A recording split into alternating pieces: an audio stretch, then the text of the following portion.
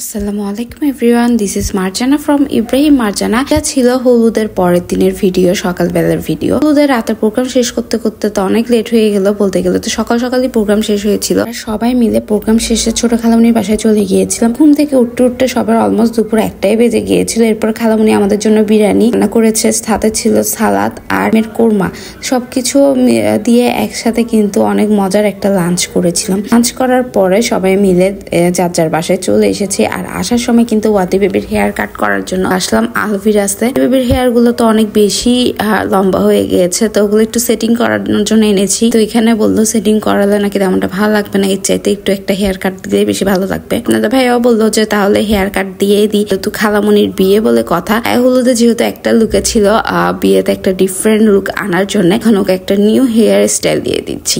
আমার হেয়ার গুলো কাটতে একটুও মন চাইতেছিল না। আমার তো ও লং হেয়ারই অনেক ভালো লাগে, মানে ওকে আমার মনে হয় যে লং হেয়ারে অনেক বেশি কিউট লাগে। আপনারা অবশ্যই জানাবেন ওয়াদি বেবিকে কি লং হেয়ারে বেশি ভালো লাগে, হেয়ার কাট করার পরই বেশি ভালো লাগছে। দেখতে পাচ্ছেন আজকে মাশাআল্লাহ ওয়াদি বেবির মন অনেক ভালো।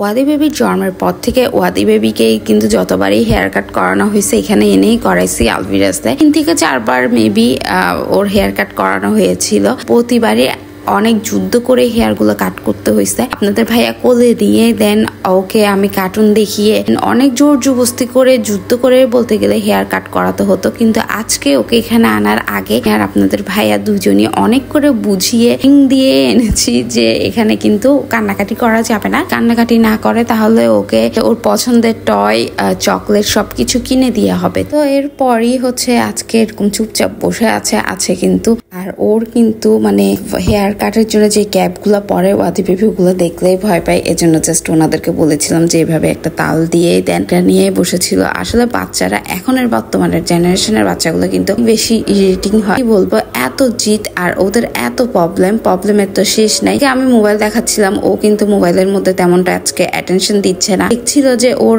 মানে ওর সাথে কি হচ্ছিল, ওর হেয়ার গুলোর সাথে কি করছে ওরা, ওগুলোই ও মিররের মধ্যে দেখছিল। ততক্ষণ কাঁচি দিয়ে কাটছিল হেয়ার গুলো, তখন ও কিন্তু চুপ ছিল, শান্ত ছিল। তো পরবর্তীতে যখনই মেশিন নিল দেন ব্লেড নিল হেয়ার গুলো কাট করার পর সেটিং করে দেওয়ার জন্য, তখন কিন্তু অনেক কান্নাকাটি শুরু করে দিয়েছে। অবশ্য বাচ্চারা তো অনেক বেশি অস্থির হয়, আর এতক্ষণ যে বসে থাকবে অত ধৈর্য বাচ্চাদের নাই। পরবর্তীতে কিন্তু শেষের দিকে ওয়াদি বেবি অস্থির হয়ে গিয়েছিল।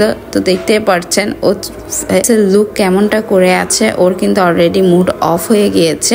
এখন কিন্তু হেয়ার কাট শেষের দিকে লাস্টের ফিনিশিংটাই কিন্তু দিতে পারলো না, ওর কান্নাকাটি আর চিল্লাচিল্লি এগুলোর জন্য। আপনাদের ভাইয়া বললো যতটুকুই কাঁচি দিয়ে কেটেছে অতটুকুই শুক্রিয়া, আলহামদুলিল্লাহ, সেটিং করতে হবে না বললে দেন হচ্ছে যে ওকে নিয়ে আসো, যেহেতু ও অনেক বেশি কান্নাকাটি করছে। ওয়াদি বেবির মতো কার বেবিরা এমন করে অবশ্যই কিন্তু জানাবেন। আমি কিন্তু ওয়াদি বেবির মতো অনেক বেবিদেরকে দেখেছি সালুনে গেলে একদম চুপচাপ বসে থাকে, অনেক সুন্দর করে কিন্তু হেয়ার কাট করতে দেয়। ওয়াদি বেবি কেন এমন করে আমি জানি না। সো ওয়াদি বেবির মতো আপনাদের বেবিও যদি এরকম হয়ে থাকে আমাকে কিন্তু অবশ্যই জানাবেন। দেখতে পাচ্ছেন মাশাআল্লাহ ওয়াদি বেবিকে অনেক কিউট লাগছে। তো যারা ওয়াদি বেবিকে দেখছেন অবশ্যই কিন্তু মাশাআল্লাহ বলতে ভুলবেন না। কান্নাকাটি করছিল, এই জন্য আমরা হাফ কাট করার পরে কিন্তু বের হয়ে পড়লাম বাসার উদ্দেশ্যে, এখন রওনা দিচ্ছি। তো আমাদের ভিডিওগুলো আপনাদের কাছে কেমন লাগে বলুন তো, যদি ভালো লেগে থাকে অবশ্যই একটা থামস আপ দিবেন। যারা এখনো ইব্রাহিম মার্জানাকে ফলো করেন নাই, ইব্রাহিম মার্জানাকে ফলো করে আমাদের সাথেই থাকবেন। আর আপনাদের যে কোনো ধরনের প্রমোটিং কাজের জন্য কিন্তু আমাদের সাথে ইনবক্সে যোগাযোগ করতে পারেন। তো দ্যাটস ইট ফর টুডে।